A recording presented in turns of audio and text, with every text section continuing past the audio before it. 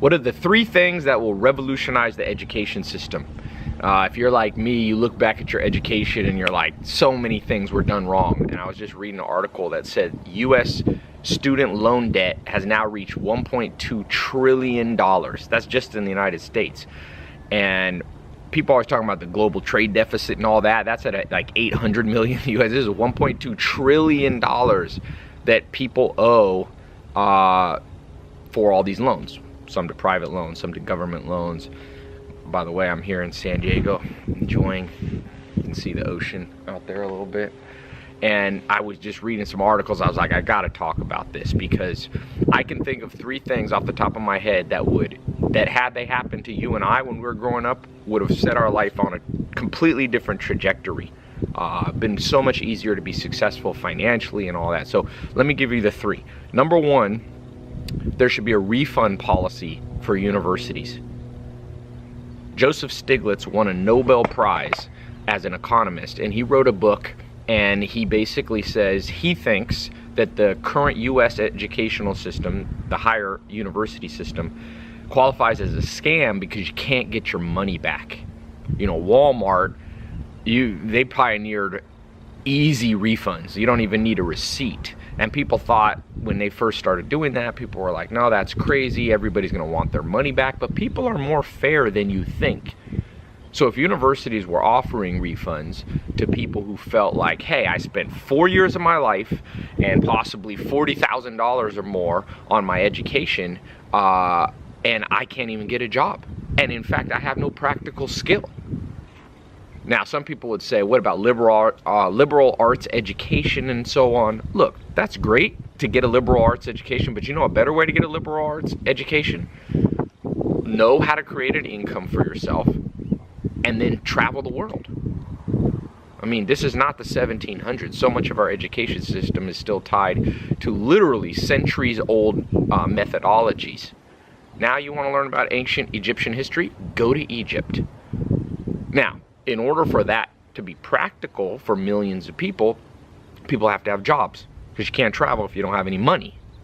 So this refund policy would force universities to focus down on, at the end of 4 years and 40 grand spent, people feel like, yes, I'm now going to get a return on my money. And they could have a refund policy with some fine print that says, you know, if you're able to get a job in the field that you majored in, then you can't qualify for the refund. That would eliminate people who try to cheat the system. But for people who go and they go to school and then they come out and they can't get a job and they're part of $1.2 trillion, that's $1,200 billion in debt. This is a major problem. Heads roll over $100 billion. We're talking now 10 times that, 12 times that.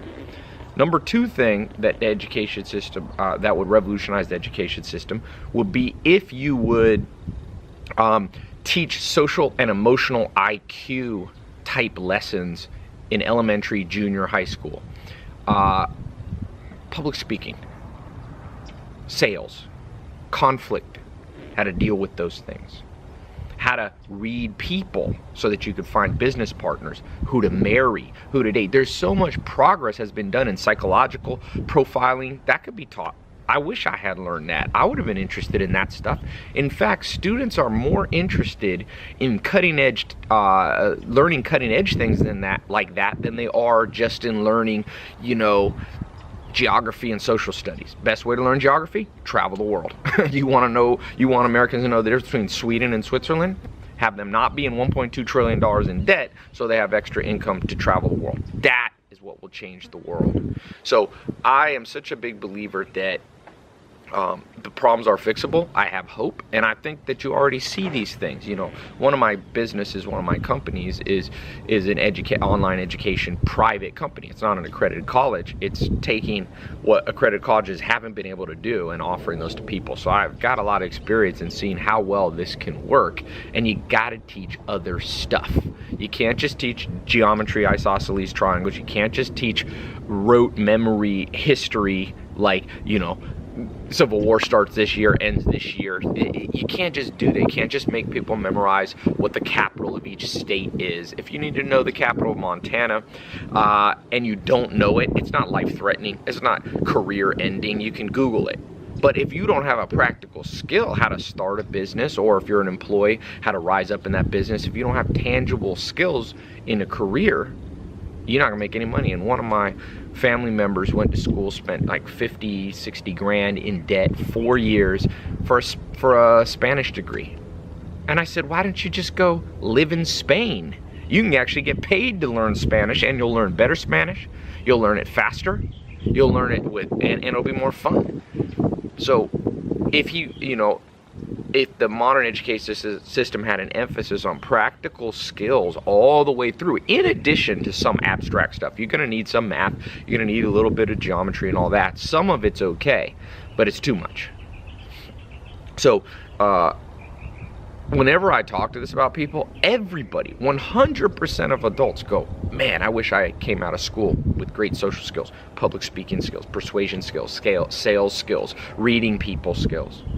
Which brings me to my third point. The third thing that would revolutionize the education system is if there was personalities, a series of personality tests, because different tests aren't 100% accurate and they test for different things.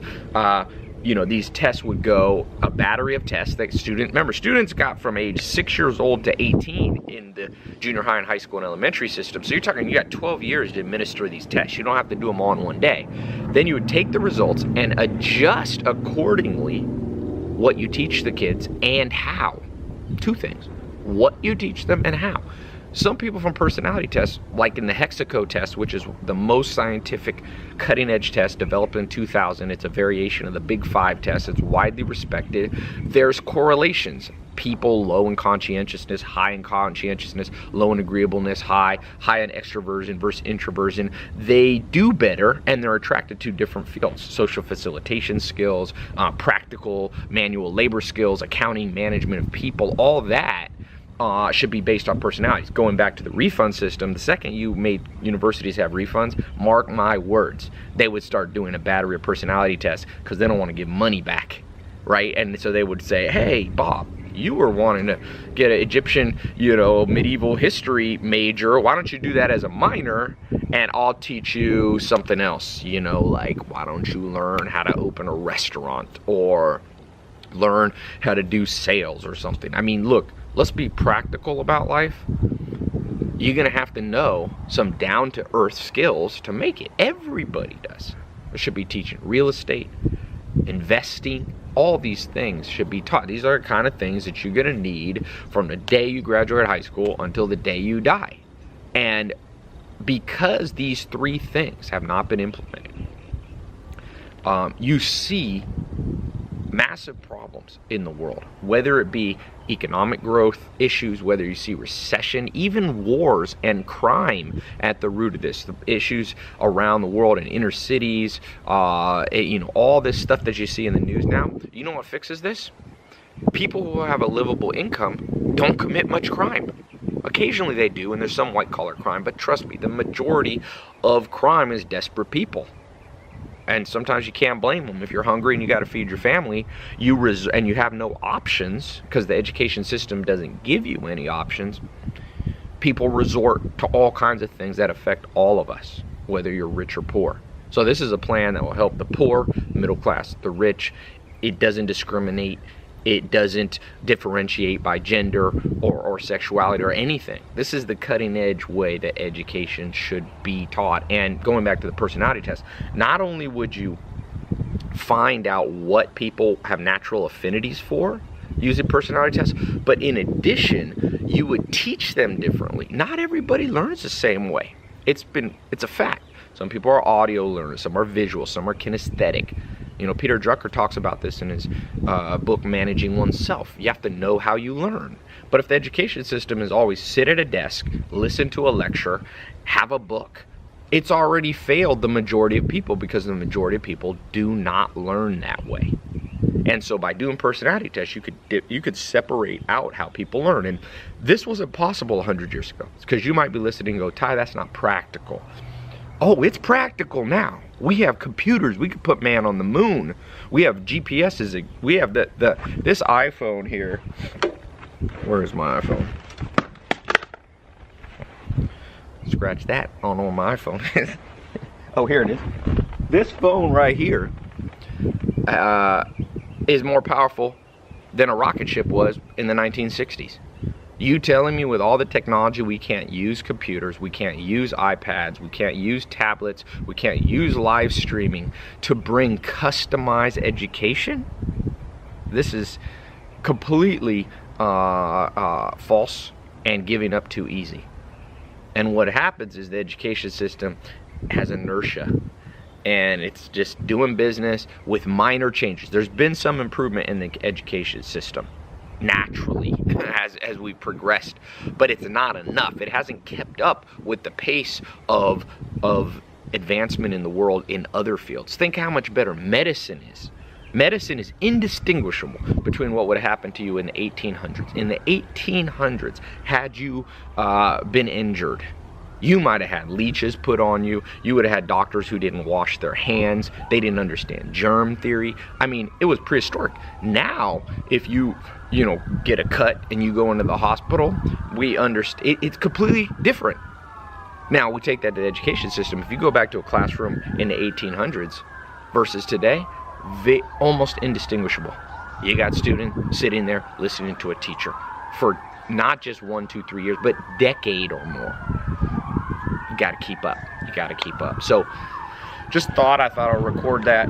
Sounds like there's a crazy fire going on back here. If you go to tylopez.com, I've got some of the practical courses that I teach on starting businesses and all that stuff. And like I said, I practice what I preach. They involve personality tests, they involve practical skills, and they involve full refunds. And so, I don't want to be a hypocrite. And I think the future will be private education. I think that university is going to be too slow, and more people are going to go online to learn. And you already see that. The online education system grew from $50 billion in 2014 to double that, about 100 to 110 billion in 1 year. So good news, people catching the trend. So check out tylopez.com, look at some of the courses I have, or look at there's other providers of online education. What you didn't learn in school, you can come back and learn now. So you don't have to give up hope. Hope's there, opportunities are there. So leave a comment below. I read an article that said the 3 biggest regrets people have is who they marry, occupation they select, and the education they had. All 3 of those could be changed and improved by these 3 little points that I talked about. So leave a comment below. What's your opinion? Does the school system need to be improved on? Do you think it's fine? And if you think it should be changed, give me some specific things. I'd love to hear and learn from you as to what you think will make education better.